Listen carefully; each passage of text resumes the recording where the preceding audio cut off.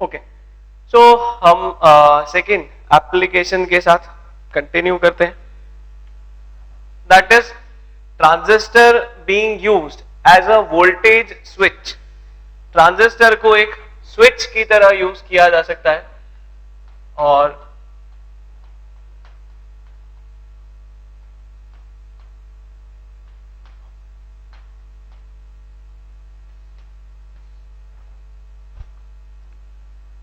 यहां पर स्विच का जो मीनिंग है, स्विच का जो इंटरप्रिटेशन है, वो है तो वैसा ही जैसा हम नॉर्मली समझते हैं, that is on end of. But जो कंट्रोलिंग होगी, यहां पर हम स्विच को जो कंट्रोल करना चाहते हैं, दैट इज विद वोल्टेज। हम उसे वोल्टेज से कंट्रोल करना चाहते हैं। That means if the voltage is below a certain level, then the switch remains off. If the voltage is above a certain level, then it becomes on. इस तरह से वो स्विच ऑन ऑफ हो, हम ऐसी कंडीशन चाहते हैं वहां पे, ठीक है। We do not want simply a switch which has to be mechanically switched on or switched off. हम एक ऐसा स्विच बना रहे हैं जो सर्किट में अपने आप वोल्टेज को देखकर वोल्टेज के अकॉर्डिंग कंट्रोल हो, ठीक है। जब हम कुछ पर्टिकुलर वोल्टेज से कम वहां पर देखें तो ये अपने आप ऑफ हो जाए, कुछ पर्टिकुलर वोल्टेज से ज्यादा हो तो ये अपने आप ऑन हो जाए। इस तरह से हम ये ट्रांजिस्टर एज अ स्विच बताते हैं, ट्रांजिस्टर एज अ स्विच इस तरह से कंसेप्चुलाइज किया जाता है। Now again the transistor will be used in the CE mode, common emitter mode। Transistor को यूज हम कॉमन एमिटर मोड में ही करेंगे, बट वहां पर अब हमें ट्रांजिस्टर के कैरेक्टरिस्टिक्स, ट्रांजिस्टर के जो कैरेक्टरिस्टिक्स होते हैं उनको यूज करके, उनको देखकर हमें ये transistor as a switch design करना होता है। सो अगेन हम सर्किट जो बनाएंगे वो तो फिर से एक कॉमन एमिटर मोड वाला ट्रांजिस्टर का सर्किट ही बनेगा। अब यहां कोई इनपुट सिग्नल या आउटपुट सिग्नल नहीं होगा, हम सिंपली जो इनपुट है उसे बेस एमिटर जंक्शन मानेंगे, जो आउटपुट है उसे कलेक्टर एमिटर जंक्शन मानेंगे, ठीक है। सबसे पहले तो हम कॉमन एमिटर मोड का सर्किट ही बना लें।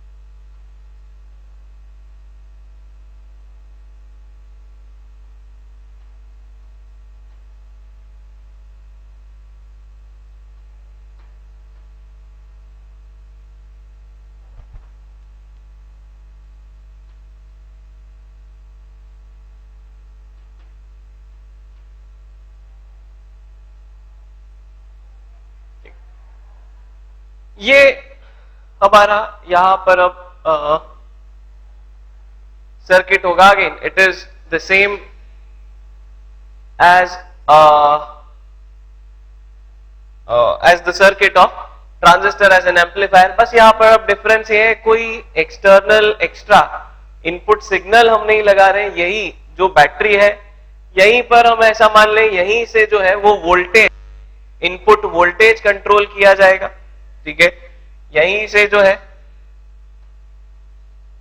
एक तरह से हम इनपुट वोल्टेज कंट्रोल कर रहे हैं और यहां से हम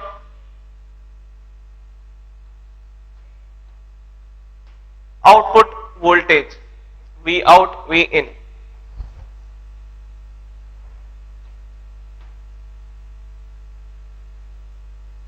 देखना चाहते हैं, ठीक है। सो ये वी इन और वी आउट जो है ये एक तरह से स्विच के इनपुट आउटपुट कैरेक्टरिस्टिक्स होंगे। स्विच बेसिकली क्या करता है, स्विच की दो स्टेट्स होती है, ऑन एंड ऑफ, और वो करेस्पॉन्डिंगली दो आउटपुट देता है। जैसे अगर हम एक सिंपल से सर्किट में, ठीक है, एक बैटरी, एक रेजिस्टर, एक स्विच, ऐसा एक सिंपल सा सर्किट देखें तो स्विच की दो स्टेट्स हो सकती है। It can be either in of state और ऑन स्टेट। ऑफ स्टेट होती है तो करंट फ्लो नहीं करता है, ऑन स्टेट होती है तो करंट फ्लो करता है। सिमिलरली यहां पर हम उसी तरह से on off states he conceptualise कर रहे हैं, but in a different manner. ये जो वोल्टेजेस हैं ये यहां पर स्विच के कैरेक्टरिस्टिक्स हैं। इनपुट वोल्टेज की जो है कुछ वैल्यूज हो सकती है, it can be below a certain value, it can be above a certain value. Correspondingly there will be some output voltage, ठीक है। इनपुट वोल्टेज की जो दो हम स्टेट्स बता रहे हैं उसी के करेस्पॉन्डिंग आउटपुट वोल्टेज की दो स्टेट्स होंगी। So in this way this circuit will act like a switch. इस तरह से ये सर्किट जो है स्विच की तरह एक्ट करेगा। अब यहां पर कैसे वेरिएशन होगा, यहां पर ये बैटरी का voltage that is the input voltage जब हम वेरी करेंगे तो किस तरह से यहां पर ट्रांजिस्टर में वेरिएशन होगा उसको सबसे पहले हम देखें और समझें। हम यहां पर दो कैरेक्टरिस्टिक्स अब हम डिफाइन करेंगे, input characteristic and output characteristic. Input characteristics में क्या क्या होगा, it will be the input voltage, ये इनपुट वोल्टेज होगा, और इसके वेरी होने पर यहां पर बेस करंट, जो बेस करंट है वो वेरी करेगा।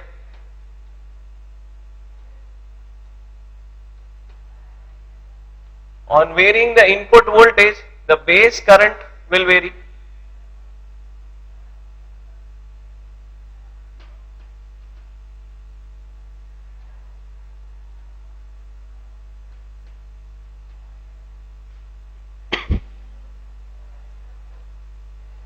सबसे पहले हम इनपुट कैरेक्टरिस्टिक को समझते हैं, इनपुट कैरेक्टरिस्टिक देखते हैं।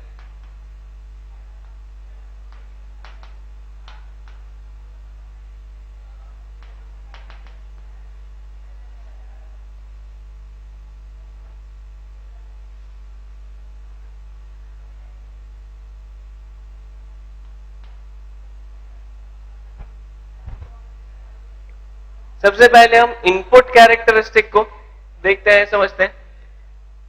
इनपुट कैरेक्टरिस्टिक कौन सा वाला जंक्शन है, it is the base emitter junction. Input characteristic जो है it is basically for the base emitter junction.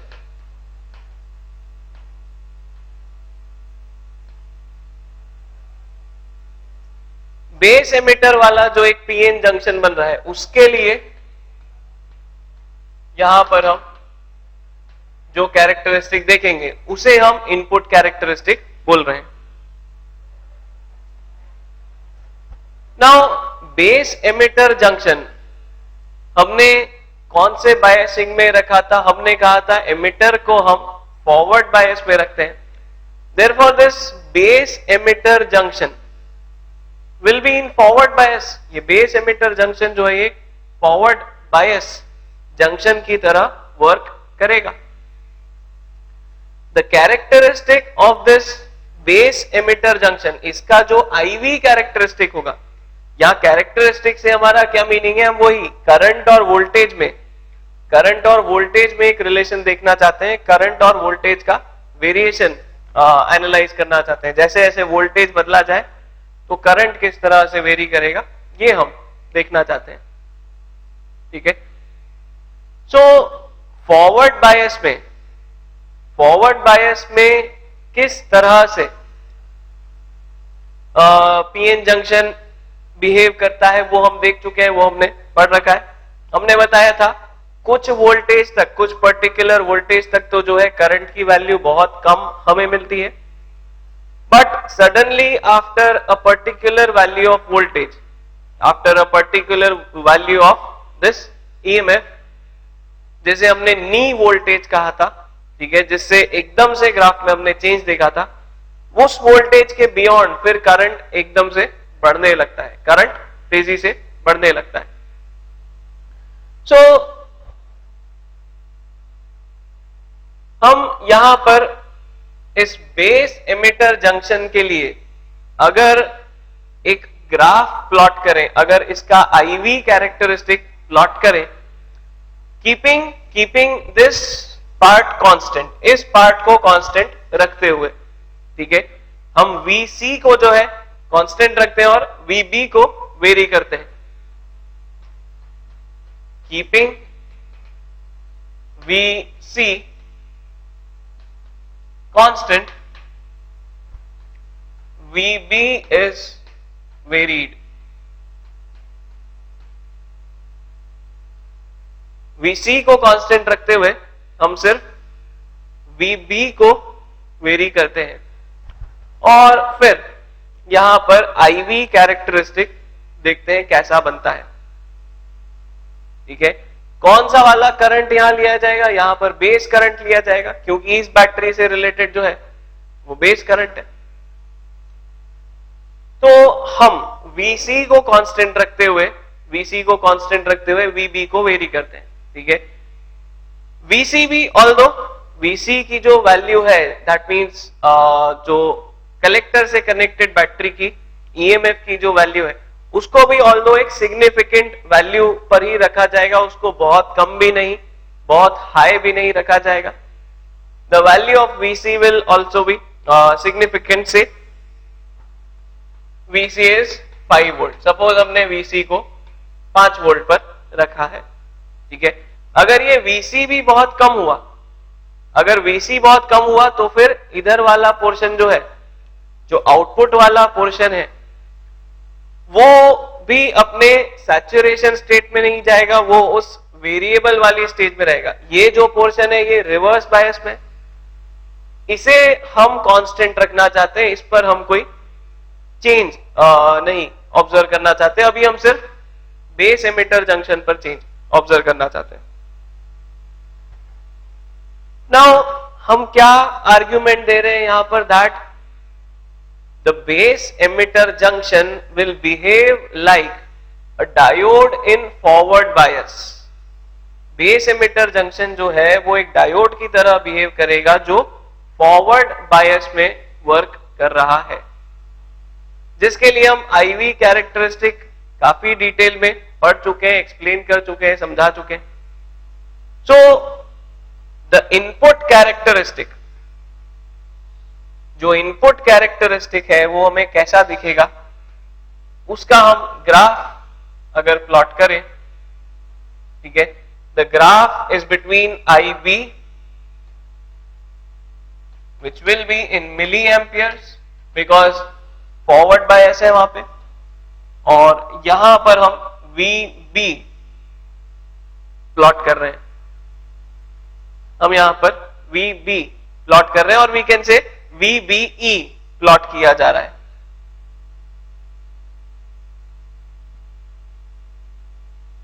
हम यहां पर VBE प्लॉट कर रहे हैं, डायोड पर जो वोल्टेज है और उसमें जो इनपुट करंट, बेस करंट है। इस कैरेक्टरिस्टिक कर्व को मैं कह रहा हूं ये बिल्कुल वैसा ही बनना चाहिए जैसा डायोड का फॉरवर्ड बायस के लिए हमने बनाया था। डायोड का फॉरवर्ड बायस के लिए जिस तरह से हमने पूरा एक्सप्लेनेशन दिया था, ठीक है, वोल्टेज बढ़ाते हैं, डिप्लीशन लेयर छोटी होती है, जो पोटेंशियल बैरियर है वो डिक्रीज होता है, एंड सो ऑन। वो इस तरह से जो पूरा हमने डिफाइन किया था, कंसेप्चुलाइज किया था, वही पूरा एनालिसिस हम यहां पर भी देखेंगे, बिल्कुल उसी तरह का वेरिएशन यहां पर भी होना चाहिए। पहले करंट की जो वैल्यू है वो बहुत कम रहेगी, it will be very very small, ठीक है, ऑलमोस्ट नेग्लिजिबल, ऑलमोस्ट वो जीरो पर ही, ऑलमोस्ट वो जीरो पर ही बनी रहेगी एक तरह से।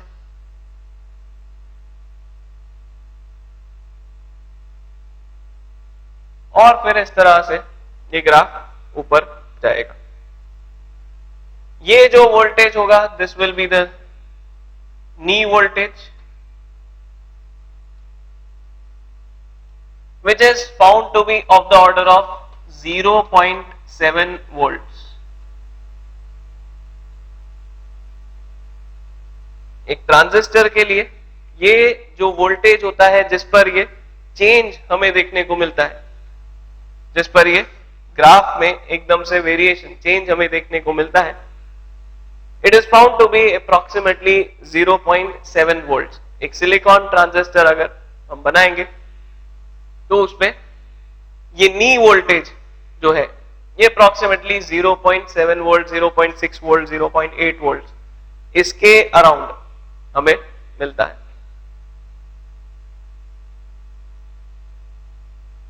ठीक है। इस पूरे वेरिएशन के टाइम पे, इस पूरे एनालिसिस के टाइम पे हम वीसी को कांस्टेंट रख रहे हैं, हम वीसी को इस टाइम पे कांस्टेंट रखते हैं, ठीक है। इस तरह से ये इनपुट कैरेक्टरिस्टिक बनेगा, this will be the input characteristic curve, this similar to, ठीक है। यहां पर इसको कैसे हम एक्सप्लेन कर रहे हैं, जस्टिफाई कर रहे हैं, वो जरूर ध्यान रहे। The input characteristic will be similar to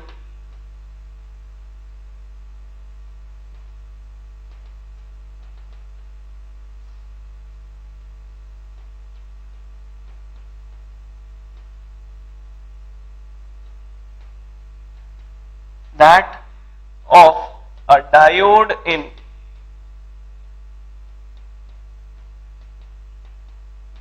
forward bias। The input characteristic will be similar to that of a diode in forward bias।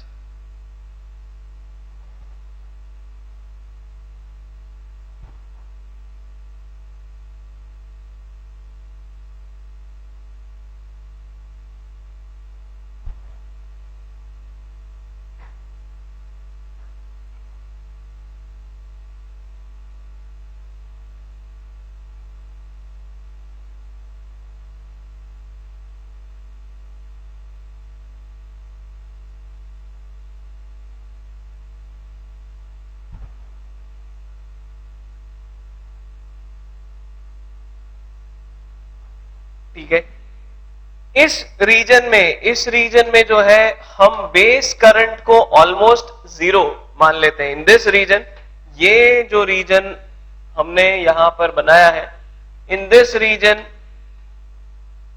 The base current is considered almost zero. इस region में हम base current को almost zero मान लेते हैं, और base current अगर zero है तो कलेक्टर करंट भी जीरो रहेगा, because beta parameter IC upon IB, अगर बेस करंट जीरो है तो कलेक्टर करंट जीरो ही रहेगा, कलेक्टर करंट वहां होगा ही नहीं, ठीक है। हमने कहा था the base current will control the collector current, और रिलेशन जो है वो हमने ये लिखा था IC is beta times IB, IC is beta times IB।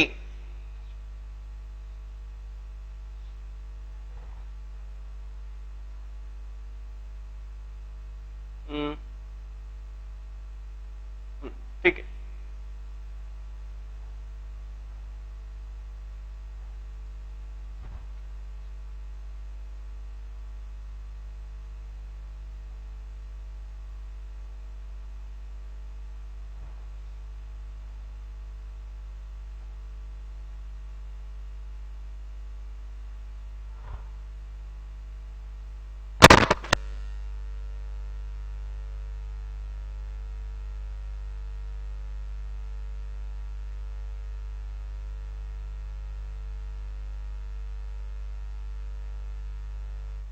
ठीक है, हम यहां पर इस रीजन में बेस करंट को ऑलमोस्ट जीरो क्यों बोल रहे हैं? बिकॉज ये करंट जो है ये मिली एम्पियर की रेंज का होगा।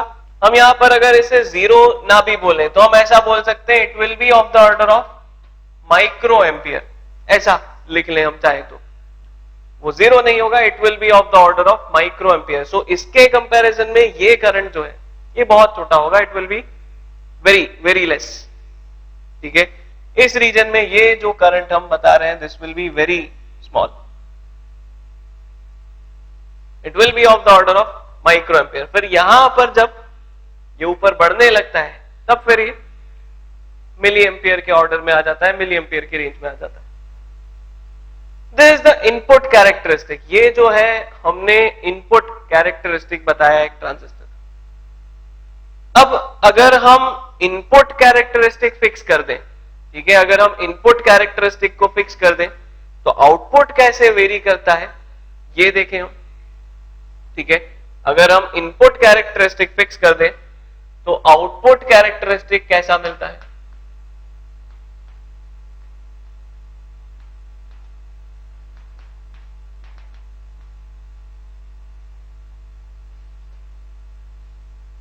Now the output characteristic will be analyzed for the collector emitter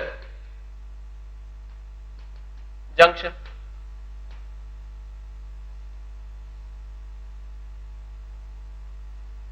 यहां पर हम आउटपुट कैरेक्टरिस्टिक देख रहे हैं। ये V आउट जो मैंने बनाया है ये बेसिकली क्या है? कलेक्टर और एमिटर के बीच का पोटेंशियल डिफरेंस। देखो ये V आउट जो यहां पर हम बता रहे हैं ये क्या है? It is the potential difference between collector and emitter. ये कलेक्टर और एमिटर के बीच का पोटेंशियल डिफरेंस है।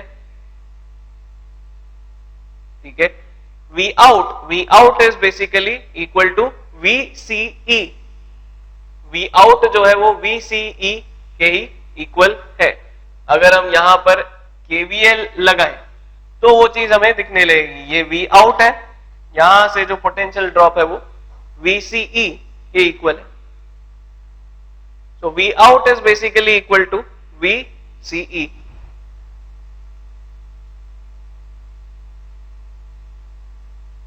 ठीक है, अब देखो ये जो आउटपुट कैरेक्टरिस्टिक हम बनाएंगे, ये आउटपुट कैरेक्टरिस्टिक जो एनालाइज किया जाता है, इसे अगेन इन दोनों पोर्शंस में जब हम देखेंगे तो अलग अलग हमें आउटपुट कैरेक्टरिस्टिक मिलेगा। इस रीजन में जब देखेंगे तो अलग मिलेगा, इस रीजन में जब देखेंगे तो अलग मिलेगा।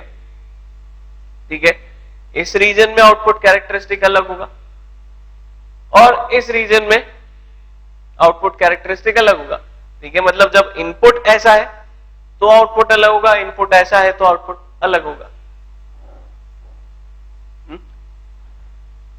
हम यहां पर इनपुट कैरेक्टरिस्टिक ये वाला रखकर, इनपुट कैरेक्टरिस्टिक ये वाला रखकर देखते हैं पहले कि आउटपुट कैरेक्टरिस्टिक कैसा होना चाहिए। ठीक है, आउटपुट कैरेक्टरिस्टिक वहां पर कैसा हमें मिलना चाहिए।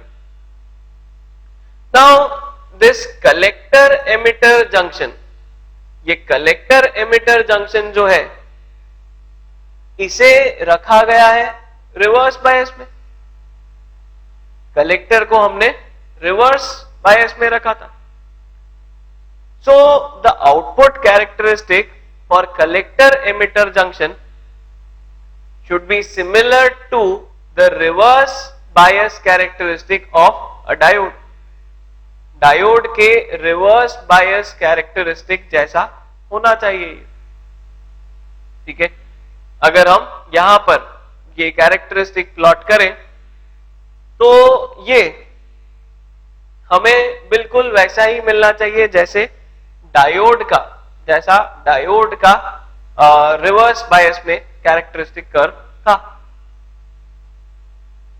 ठीक है, हम यहां पर अब IB को कांस्टेंट रखेंगे, हम IB को वेरी नहीं करेंगे, दैट मींस हम VB को कांस्टेंट रखेंगे। ठीक है, हम बेस बैटरी जो है उसका पोटेंशियल फिक्स कर देंगे जिससे IB फिक्स रहे. Keeping IB constant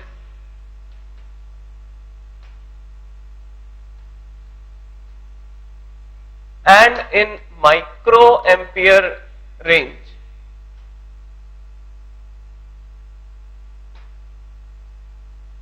VC is varied.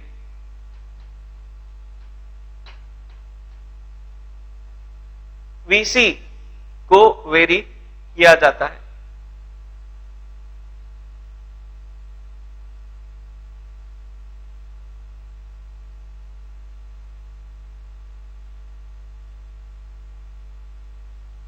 हम IB को कांस्टेंट रखते हैं, इस माइक्रो एम्पियर वाली रेंज में ही रखते हैं, और फिर हम यहां पर VC को वेरी करते हैं, इस बैटरी को वेरी करते हैं. दैट मीन्स हम VCE जो कलेक्टर एमिटर के बीच में पोटेंशियल डिफरेंस है उसको अब वेरी कर रहे हैं. अब कलेक्टर एमिटर वोल्टेज से रिलेटेड करंट कौन सा है? IC. So now the characteristic will be observed between IC and VCE. IC और VCE के बीच में अब कैरेक्टरिस्टिक प्लॉट किया जाएगा. जो कैरेक्टरिस्टिक है वो अब हम ऑब्जर्व करेंगे IC और VCE के बीच में. ठीक है, किस तरह का ग्राफ बनना चाहिए? हम बोल रहे हैं it should be similar to the characteristic curve of a diode in reverse बायस.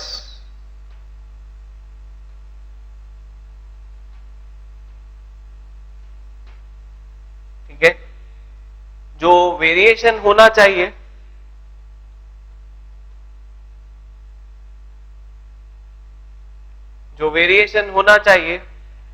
वो अब होना चाहिए बिल्कुल वैसा जैसा डायोड के लिए होता है रिवर्स बायस मोड में.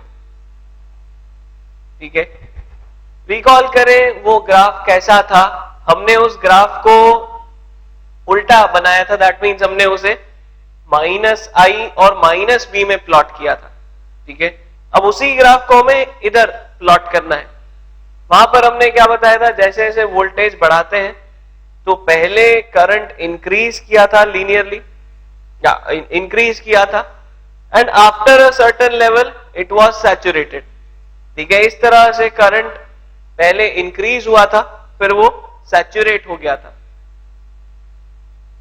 वही ग्राफ अब हमें बनाना है इधर पॉजिटिव एक्सिस पर. ठीक है, डायोड के लिए हमें क्योंकि फॉरवर्ड बायस रिवर्स बायस एक साथ प्लॉट करना था, इसलिए हमने फॉरवर्ड बायस को इधर प्लॉट कर लिया था, रिवर्स बायस को इधर प्लॉट कर लिया था. अब वही रिवर्स बायस वाला ग्राफ अगर हम यहां पर बना दें तो हमें आउटपुट कैरेक्टरिस्टिक दिखने लगना चाहिए. क्यों? क्योंकि कलेक्टर जो है, कलेक्टर टर्मिनल जो है वो रिवर्स बायस में, तो यहां पर करंट का वेरिएशन पोटेंशियल के साथ जो होना चाहिए वो बिल्कुल वैसा ही होना चाहिए जैसा एक पीएन जंक्शन का, जैसा एक डायोड का रिवर्स बायस में होता है. Therefore, the variation will be like this. इस तरह का वेरिएशन वहां होने लगेगा.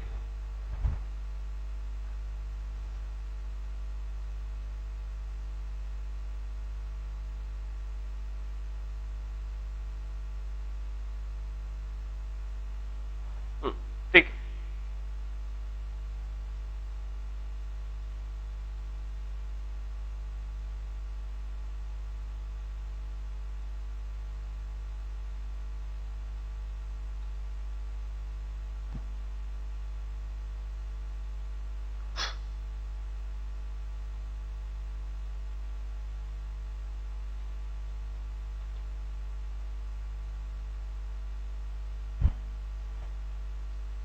ठीक है,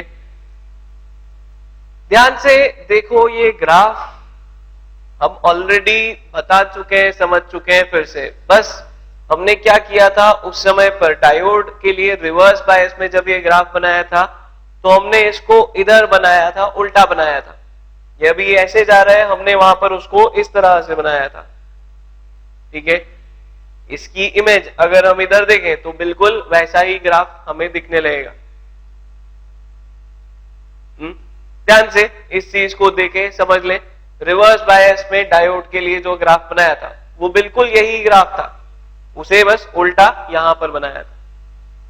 ठीक है, नाउ इफ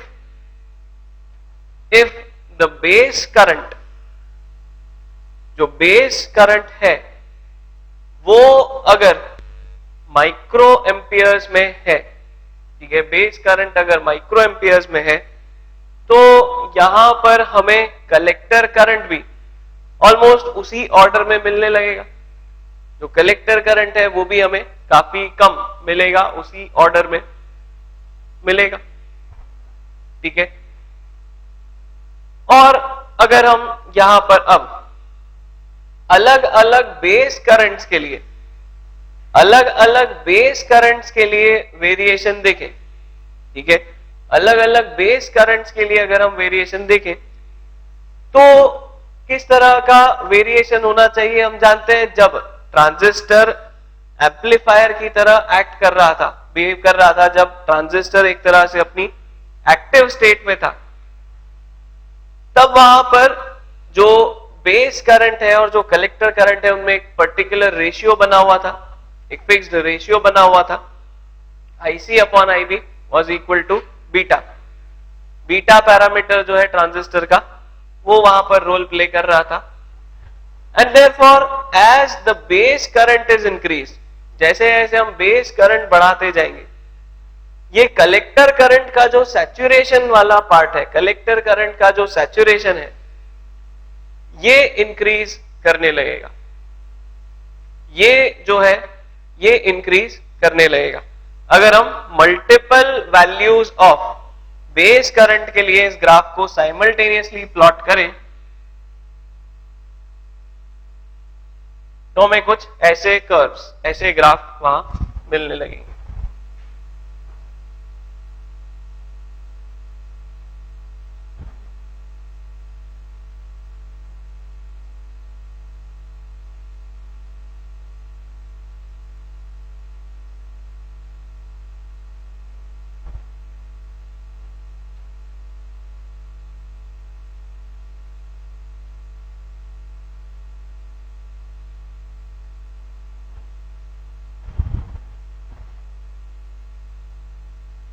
ठीक है, ये हम क्या बना रहे, suppose this for suppose for 10 micro ampere, this for 20 micro ampere, this for 30 micro ampere. तो करेस्पॉन्डिंगली जो IC है वो beta times 10 micro ampere, beta times 20 micro ampere, beta times 30 micro ampere, उस वैल्यू पर आकर सैचुरेट होने लगेगा।